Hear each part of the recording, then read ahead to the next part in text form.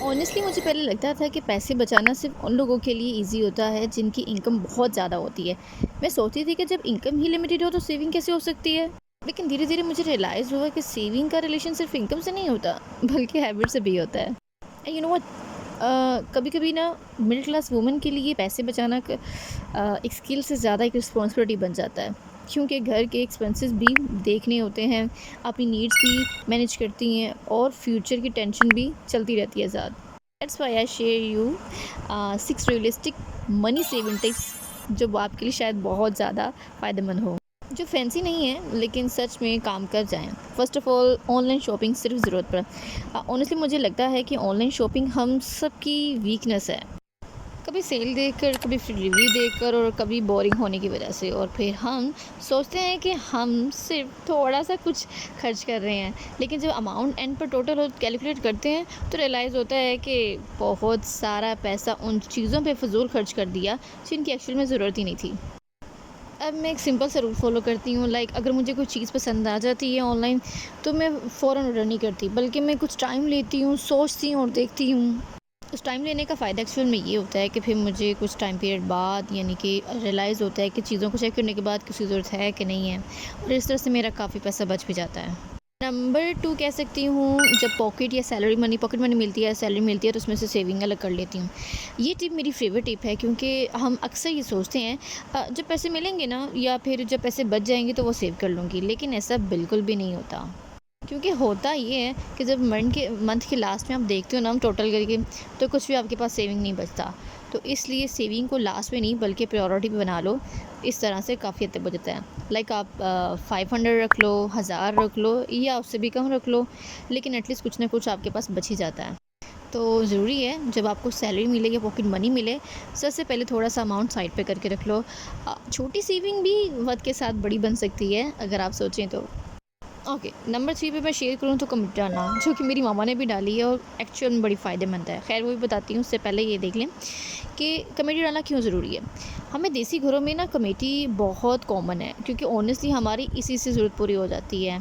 आप कह सकते हैं प्रैक्टिकल तरीका है, बहुत फ़ायदेमंद है कुछ, क्योंकि जब भी आप कमेटी में होते हैं ना तो आप ऑटोमेटिकली हर मंथ की एक अमाउंट सेव कर लेते हैं, और जब आप कमेटी निकालते हैं तो एक छोटी अमाउंट इकट्ठी हो जाती है। ठीक है, अच्छी अमाउंट, छोटी अमाउंट या बड़ी अमाउंट आपकी कमेटी पे डिपेंड करता है।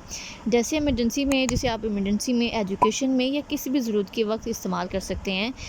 दैट्स सो बेनिफिशियल, क्योंकि जब मुझे याद है मेरी मम्मा ने कमेटी डाली थी और भाई को छोटा बिज़नेस स्टार्ट करके देना था, तो वो काफ़ी हेल्पफुल रही है, और मम्मा ने फिर उसे एक लोडर रिक्शा लेके दिया, और जो कमेटी काफ़ी बेनिफिट हमारे लिए रही।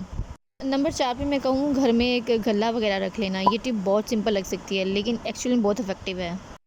मुझे लगता था कि छोटी सी चिल्लर या छोटी सी अमाउंट सेव करने से क्या ही फ़र्क पड़ेगा, लेकिन फ़र्क पड़ता है, बहुत फ़र्क पड़ता है। रोज़ के 20, 50, 100 रुपए अगर आप सेव कर लें तो कुछ अमाउंट भी हो सकती है और जो बाद में बड़ी हो सकती है और आपके लिए काफ़ी बेनिफिशियल हो सकती है। और सबसे अच्छी बात ये है कि ये प्रोसेस प्रेशर बिल्कुल भी नहीं आपको फ़ील करवाता। नंबर 5 पे मैं जो सजेस्ट करूँ वो एक्चुअल में बहुत इम्पोर्टेंट है, बिजली का बिल कम करने की कोशिश करूँ। आजकल इलेक्ट्रिसिटी बिल हर घर का कंसर्न है, और ऑनेस्टली हम में से बहुत लोग अननोनली बिजली वेस्ट करते रहते हैं। एक्स्ट्रा लाइट जली होती हैं, चार्जेस लगे होते हैं, पंखे चले होते हैं और बहुत ज़्यादा कुछ। छोटी छोटी हैबिट्स चेंज करेंगे तो बिल में भी नोटिसेबल डिफरेंस आ ही जाएगा, और इससे काफ़ी हद तक आपकी बचत होगी। और जब हर मंथ में आप टोटली देखते हैं या थोड़ा बहुत भी सेव कर लेते हैं तो इससे भी आपकी काफ़ी हद तक सेविंग होती है, और अगर आप उसे साल के एंड तक देखें तो आपको अमाउंट काफ़ी मीनिंगफुल लगेगी जो आपके बहुत काम आ सकती है। और हाँ, छठी छठी से पहले बता दूं कि ब्राउनी को दूध पिलाना बेहद मुश्किल है। नखरीली है देख लें, लेकिन कोशिश करनी, क्योंकि पेट का भी ख्याल रखना ज़रूरी है। ये काफ़ी दिनों से डल भी थी। और हाँ, अब बात करते हैं छठी और सबसे लास्ट वाली, जो मुझे सबसे ज़्यादा मज़े की लगती है, वो है डेली के एक्सपेंसेस को आपको रोकना या नोटिस करना कि आप एक्चुअल में डेली क्या क्या करते हो, क्या चीज़ें लेते हो। लाइक मैं बताती हूँ आपको।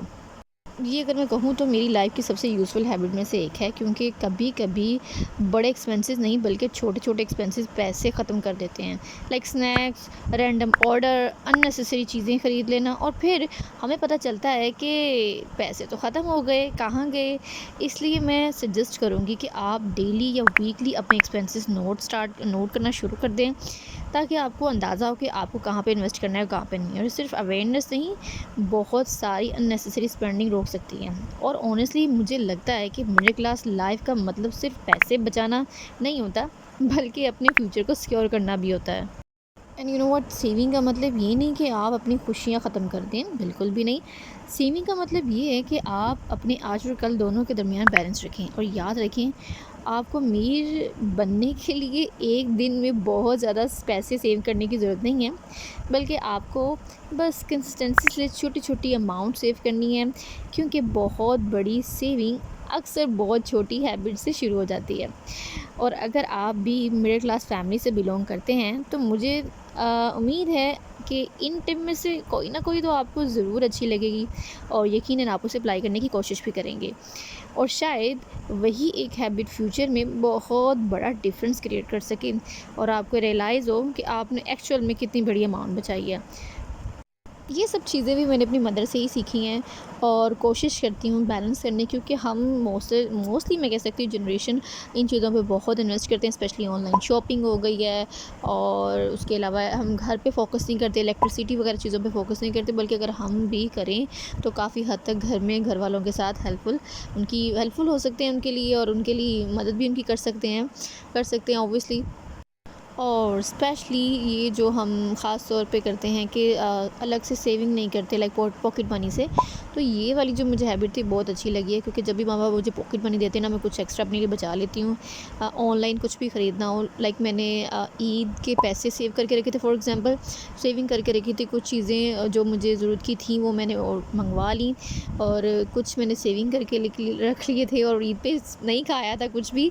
तो फाइनली अब जाकर जब सेविंग पीछे बची कुछ चीज़ें मंगवाने के बाद, तो फिर जाकर फाइनली ऑर्डर करके खाना खाया। यही स्मार्टनेस होती है कि पहले आप उन चीज़ों को जो इम्पोर्टेंस है उनको अपनी प्रायोरिटी में रखें, देन उसके बाद देख लें कि आपको क्या ज़रूरी है और क्या नहीं ज़रूरी। सो मेरी तो सेविंग ये हुई थी, मुझे ईद मिली और मैंने अपनी पहले इंपॉर्टेंट चीज़ें मंगवाई जो कि मुझे लगता है वो बेहद ज़रूरी थी। उसके बाद जो बचा, फिर उसके बाद मैंने और मेरी सिस्टर ने कुछ अच्छा सा मज़ेदार सा ऑर्डर करके खाया। देखिए, सेविंग का मतलब ये नहीं कि आप कंजूस बन जाएँ, बट ये है कि आप अपनी किसी के आगे हाथ ना फैलाना पड़े, किसी से माँगना ना पड़े। तो अगर आपके पास आपकी सेविंग होगी तो आप ईज़िली वो चीज़ें ऑर्डर कर सकते हैं, मंगवा सकते हैं जिनको आपको बेसिक आपकी ज़रूरत है, ठीक है?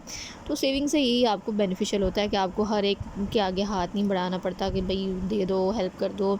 इस तरह से आपके अपने पास पैसे होते हैं, आप इंडिपेंडेंट होते हैं, आप जो चाहे खरीद सकते हैं, लाइक दिस। ये सेविंग थी हमारी, और हमने ये ऑर्डर किया, मंगवाया और खाया, एन्जॉय किया। उम्मीद है कि आपको ये वीडियो अच्छी लगी होगी। अगर अच्छी लगी तो लाइक करना मत भूलिएगा। Thank you so much for watching.